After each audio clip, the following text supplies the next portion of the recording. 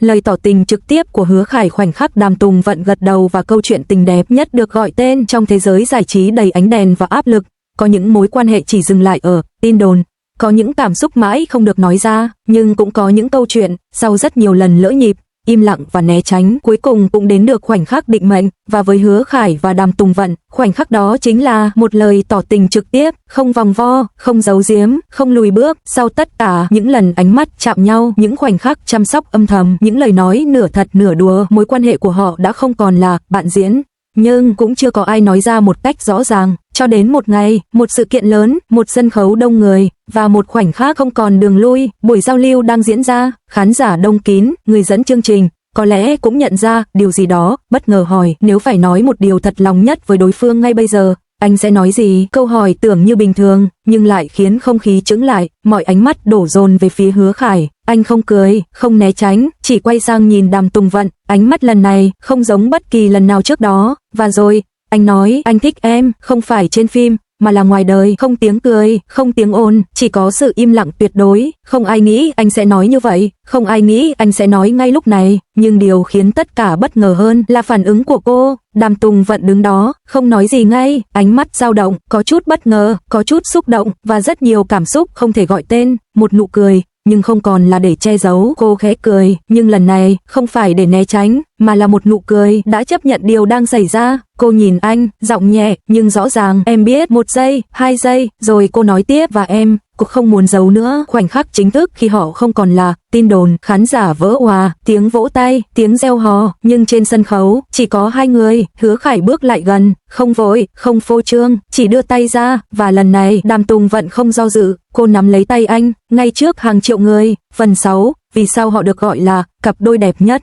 Không phải vì họ hoàn hảo, mà vì câu chuyện của họ không phải tình yêu sét đánh, mà là những lần quan tâm, những ánh mắt, những khoảnh khắc rất đời thường. Họ không vội vàng, không công khai sớm, mà để cảm xúc tự lớn lên. Lời tỏ tình không phải là điều khó nhất, điều khó nhất là nói ra khi bạn biết cả thế giới đang nhìn, và họ đã làm được. Sau khoảnh khắc đó một chương mới bắt đầu. Sau ngày hôm đó, mọi thứ thay đổi, không còn tin đồn, suy đoán hay những câu hỏi liệu có thật không, chỉ còn lại một câu chuyện đã được chính họ xác nhận. Họ không cần chứng minh thêm điều gì, bởi vì ánh mắt, cách họ đứng cạnh nhau và cái nắm tay hôm đó đã nói lên tất cả. Kết, khi tình yêu không còn là bí mật, mà là sự lựa chọn công khai. Câu chuyện của Hứa Khải và Đàm Tùng Vận không phải là câu chuyện đẹp nhất vì nó hoàn hảo, mà vì nó thật trong cách họ bắt đầu, thật trong cách họ giữ im lặng, và đặc biệt, thật trong khoảnh khắc họ chọn nói ra, anh thích em cũng không muốn giấu nữa. Hai câu nói đơn giản, nhưng đủ để biến một câu chuyện tin đồn thành một tình yêu được cả thế giới công nhận. Sau lời tỏ tình trước hàng triệu người, sau những ngày tháng đối mặt với áp lực và ánh nhìn từ dư luận,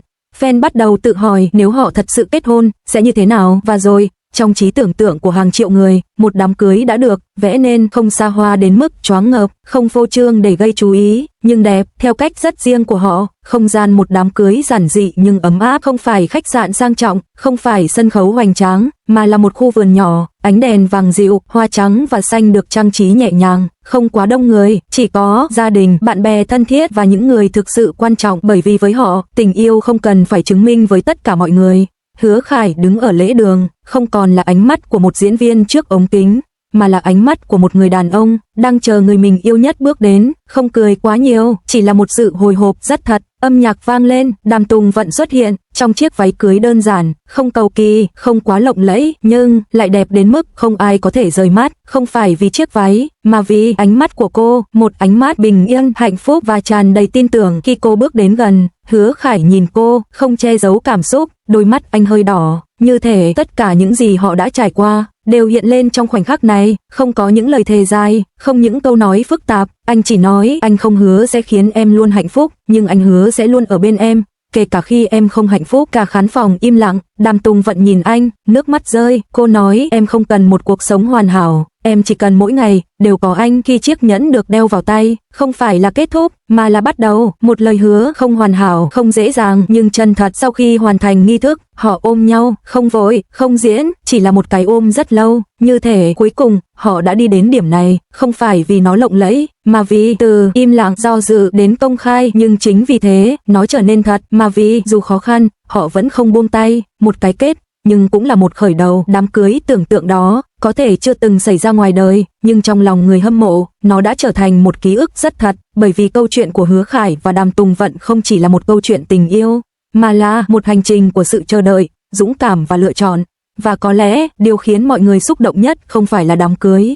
Ngay khi hình ảnh đám cưới tưởng tượng ấy lan truyền trên mạng, cộng đồng người hâm mộ như vỡ òa, không còn là những tranh cãi, không còn những nghi ngờ, chỉ còn lại cảm xúc, những giọt nước mắt không hẹn trước. Rất nhiều fan chia sẻ, tôi không nghĩ mình sẽ khóc, nhưng khi đọc đến lời thề của họ, tôi không kìm được. Có người xem lại nhiều lần, có người chỉ đọc một đoạn, đã nghẹn lại, bởi vì câu chuyện đó không chỉ là của hai người nổi tiếng, mà giống như một giấc mơ tình yêu mà ai cũng từng mong có. Các bài đăng, video, bài viết tràn ngập khắp nơi, những đoạn cắt ghép khoảnh khắc họ nhìn nhau, những câu thoại được viết lại đầy cảm xúc và cả những bức tranh fan vẽ về đám cưới của họ. Một hashtag lan truyền mạnh mẽ, họ xứng đáng với hạnh phúc này. Trước đây, có người từng hoài nghi liệu họ có thật không, liệu đây có chỉ là hiệu ứng, nhưng đến lúc này không ai còn muốn phủ nhận nữa, bởi vì cảm xúc không thể giả, không phải vì họ là người nổi tiếng, mà vì hành trình của họ không đến với nhau dễ dàng, không phải tình yêu ngay từ đầu, không phải câu chuyện hoàn hảo giữ trong lòng, không nói ra, và cuối cùng, họ đã chọn nhau, không phải vì thuận lợi, mà vì không thể buông. Một câu nói được chia sẻ nhiều nhất trong hàng ngàn bình luận, có một câu được nhắc lại nhiều nhất, không phải ai cũng may mắn tìm được người như vậy, nhưng nhìn họ,